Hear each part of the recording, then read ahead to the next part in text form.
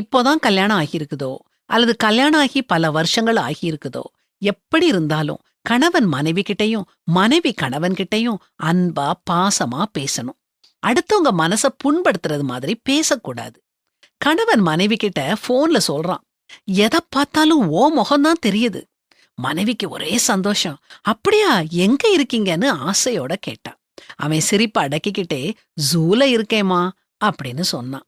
பாவம் அவன் மனைவி எவ்வளவு நொந்து போயிருப்பா. இன்னொரு கணவன் மனைவி உரையாடல கேளுங்க.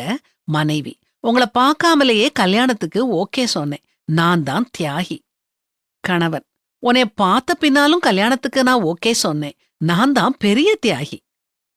வேண்டாங்க, நீங்க உங்க வீட்ல இப்படி பதிலுக்கு பதில் பேசாதீங்க. மனைவி கணவன் கிட்ட அப்பாவியா கேக்குறா, எங்க இறந்து போனதுக்கு அப்புறம் பெண்கள் எல்லாரும் சொர்க்கத்துக்கு போவாங்களாமே, அப்படிதான் நீங்க எங்க போவீங்க? அதுக்கு கணவன் டக்குன்னு, நீங்க எல்லாரும் அங்க போயிட்டா இங்க எங்களுக்கு சொர்க்கம்தானே. மழை மனைவி ரெண்டுக்கும் என்ன ஒற்றுமை? கேட்டுட்டு மனைவி கணவன ஆசையோட பாக்குறா.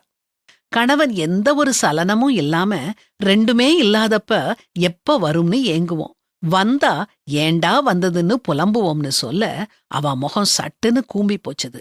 ஆனாலும் அவ விடல. பதிலுக்கு பதில் பேசணுமே. மின்சாரத்துக்கும் சம்சாரத்துக்கும் உள்ள வித்தியாசத்தை நானே சொல்றேன். மின்சாரம் இல்லாத போது ஃப்ரிட்ஜ்ல இருக்கிற பொருட்களுக்கு குளிர் விட்டு போயிருது. சம்சாரம் இல்லாதப்போ வீட்ல இருக்கிற கணவனுக்கு குளிர் விட்டு போயிருது. இப்போ கணவன் முகம் இருளடைஞ்சது. வேதம் என்ன சொல்லுது?